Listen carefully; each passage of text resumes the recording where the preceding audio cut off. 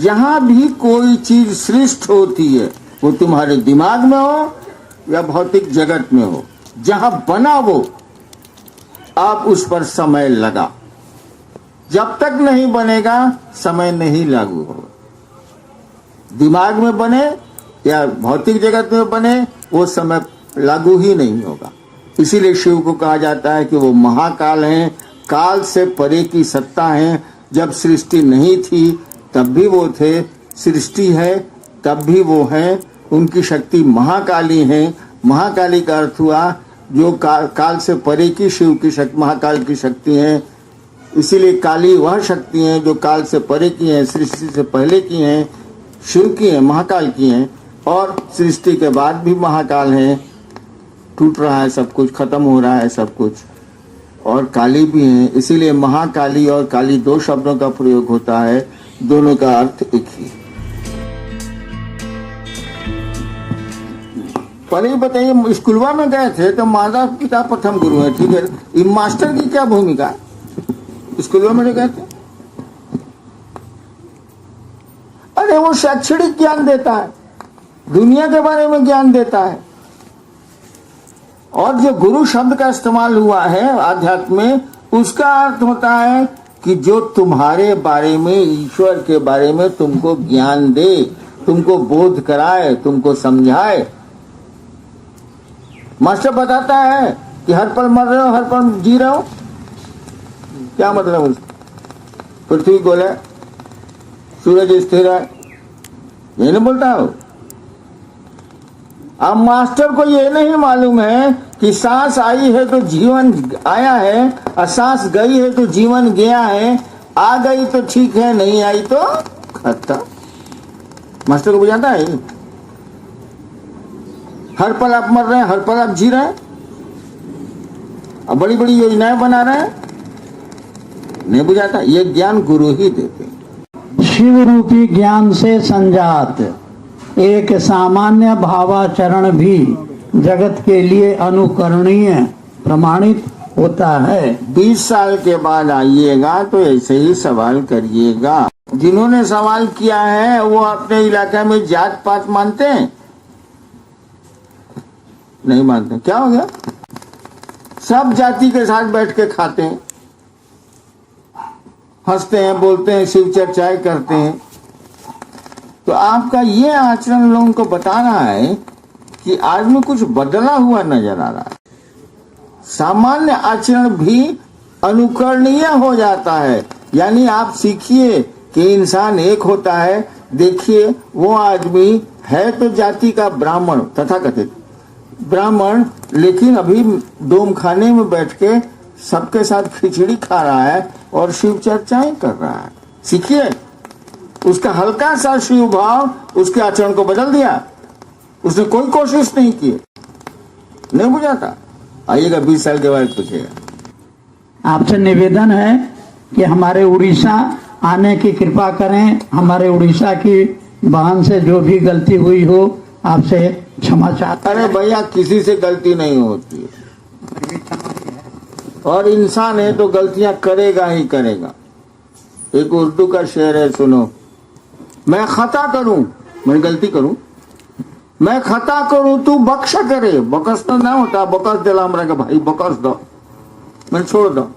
मैं खता करूं तू बख्शा करे, ये रोज का झगड़ा कौन करे? रोज हम गलती करबे करेंगे, रोज महादेव भगवती को करबे करेंगे कि माफ कर दी। क्या गलती होगी होगी, हम जाने अथवा न जाने। आदमी है तो जीव भाव है तो करबे करे। मैं खता करूं तू बख्शा करे, ये रोज का झगड़ा कौन करे? तू बर्क गिरा, बर्क मैंने आसमान की बिजली, तू बर्क गिरा मैं जल जाऊं, तेरा हूं तुझ में मिल जाऊं।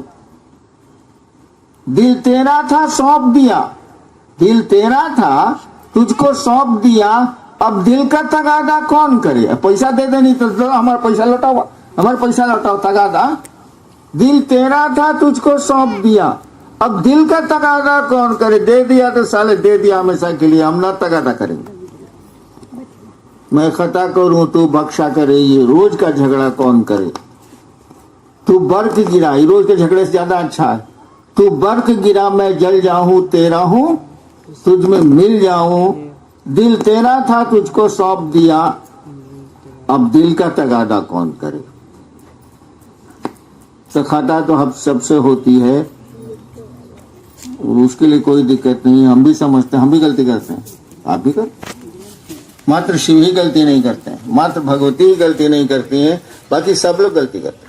जहां तक जाने का सवाल है, ये उड़ीसा चाहे बिहार चाहे कहीं, हर जगह से निमंत्रण आता है, मैं स्वीकार करता हूं। निमंत्रण कैसे नहीं स्वीकार करिएगा, लेकिन सच्चाई पूछिए, मुझको जाने का मन नहीं करता, थक गया हूं मैं। 80 से लोगों को शिवसी से धीरे धीरे बना रहा हूं मैं। 74 में गुरु माना, 80 से अपने मन से ही काम शुरू किया, हमको कोई बोला नहीं। गुरु भी माने तो हमको कोई बोला नहीं, न किताबों से पढ़ा न सुना। 80 से मैं ये काम कर रहा हूं, और नए लोगों को भले नहीं मालूम हो, पुराने लोग इस बात को जानते हैं कि 3-4 बजे सुबह तक मैं शिव चर्चाएं करता था, और सबको खुद अपनी गाड़ी से चला चला के, ड्राइवर तो रहता नहीं था रात में, घर पहुंचाता था। इसीलिए कि शिव को गुरु मान ले, शिव को अपना समझे। आज कोई साथ नहीं है। कहते कहते मैं थक गया हूं, अब कहां जाऊं, किसको बोलूं। काम मेरा नहीं था, ये मेरे महादेव का जरूर था, वो मेरे हैं, मेरा मन समझता, भ्रम है लेकिन मेरा मन समझता है, उनका काम था ये। उन्होंने ही बाद में मुझको ये आदेश दिया, कर तो मैं पहले से रहा। तो सब ठिका हम ही ले बनी बाबू, खेत तहार, उपज तहार, चला 40 साल कोशिश करनी हो, हमसे से ना हुई बात साहब। इसलिए मैं कहीं जाने को तैयार नहीं हूं, कहीं किसी से मिलने को तैयार नहीं हूं, किसी से बात करने को तैयार नहीं हूं। कोई रिजल्ट ही नहीं आया, कोई परिणाम ही नहीं आया। भीड़ जरूर जुट गई है, लेकिन भीड़ का कोई व्याकरण नहीं होता है। भीड़ व्याकरण नहीं जानती है, उसका कोई गणित, कोई मैथमेटिक्स नहीं होता है। प्रणाम एक परिणाम अनेक। तुम किसी को प्रणाम कर रहे हो, वो तुम्हारी ओर मुखातिब हुआ, क्या बात है भैया। तुमने कहा भाई साहब आप जा रहे हैं मोटरसाइकिल से, हमको कोई सवारी नहीं है, बैठा ली। प्रणाम एक हो रहा है, अब देखो परिणाम कैसे बदलेंगे। तुमने कहा मैं पर जीप से जा रहा, पटना सचिवालय के भीतर एक आदमी हाथ दिया, गाड़ी रुक गई। वो क्या है, तो सर हम आए थे पटना, सरकारी डाक लेके, फलना कलेक्ट्रेट में काम करते हैं, मेरा जेब काट लिया है, मैंने 50 रुपया निकाला, उसको दे दिया। प्रणाम तो एक ही हो रहा है, परिणाम कैसे कैसे बदल रहे हैं। तुमने शिव को प्रणाम किया, कहा पेट दुखाता, हो सकता है ठीक हो जाए, तो प्रणाम हुआ, पेट ठीक हुआ। तुमने शिव को प्रणाम किया कि सरकार हम आपकी ओर चलना चाहते हैं, हमसे ये काम नहीं हो रहा है, 3 सूत्र हो या जो उन्होंने दिया कर दी। तो प्रणाम तो क्या हो रहा है, परिणाम बदल रहे हैं। इसलिए कहा गया है प्रणाम एक परिणाम अनेक। पहले तो हम कहा कि तुम कोई प्रणाम करे, तुम महादेव को उसका प्रणाम, उसको जवाब दो, लेकिन मन में सोचो कि हम महादेव को प्रणाम कर रहे हैं। कितना लोग इतना में करता है पता नहीं, ये तो सामान्य बात है।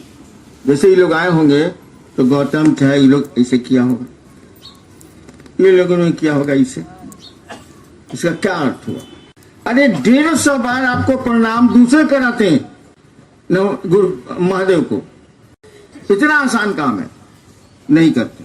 हम बोले हैं ना, कोई प्रणाम करे तो तुम उसके प्रणाम का जवाब जरूर दो। मन ही मन सोचो कि मैं अपने शिव को प्रणाम कर रहा हूं, कोई आदमी करता, इससे आसान तो कुछ नहीं। क्योंकि आप समाज में रहते हैं, लोग आपको प्रणाम करेंगे या आप किसी को प्रणाम करिए, तो उतना बार तो आपका अपने गुरु को प्रणाम हो गया, वो नहीं करता। तो क्या पता मैं नमः शिवाय क्या, हाई क्या, तो हाउ क्या, इतनी मामूली चीज नहीं करता। अब फटाफट ढेर दिन नहीं चलेगा सर, या आप जो बोलते हैं ना, एक दिन थकिएगा, शरीर आपका साथ छोड़ेगा, कमजोर होगा, मन आपका साथ छोड़ेगा, मन नहीं करेगा जाने को। लेकिन प्रणाम करने की आदत रहेगी तो शिव से जुड़ाव बना रहेगा। इसलिए केवल चर्चा करने वाले गिर जाते हैं। चले गए।